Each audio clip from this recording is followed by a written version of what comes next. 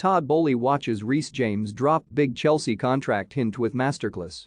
Reece James proved at least some Chelsea defenders still want to play for the club by giving a masterclass against Leicester. And he also showed he isn't just England's best right-back after bossing much of the second half of Thursday night's 1-1 draw in midfield. With Antonio Rudiger playing his last game at Stamford Bridge and FA Cup final no-show Andreas Christensen nowhere to be seen, James took centre stage. And after James Maddison's early opener for Leicester, he conjured an equaliser for Marcos Alonso with a lovely piece of skill.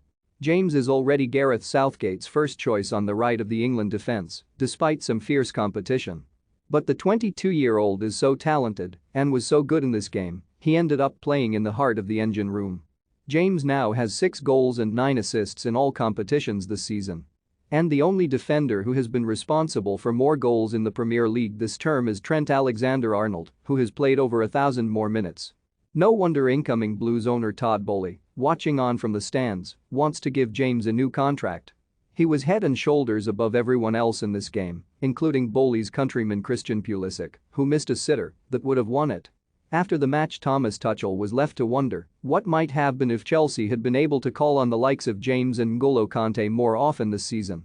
Both players have spent significant time out injured, and at times Chelsea have struggled as a result.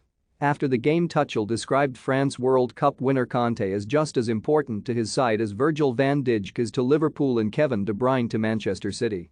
But James is not far behind him when it comes to being a key player for the Blues, and Tuchel has tipped him to follow in Kanté's footsteps. Who do Chelsea need to sign in the summer transfer window?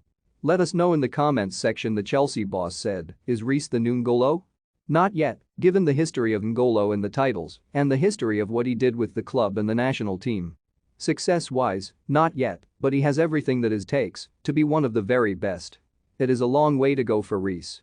He has some incredible potential, and he has the ability, the foundation, the body, the physique, the mindset to make his way to the very top, but there is still a long way to go. We will support him, and we will push him. We will look into the season. I think we can do better. I think there is not a lot wrong. It is margins.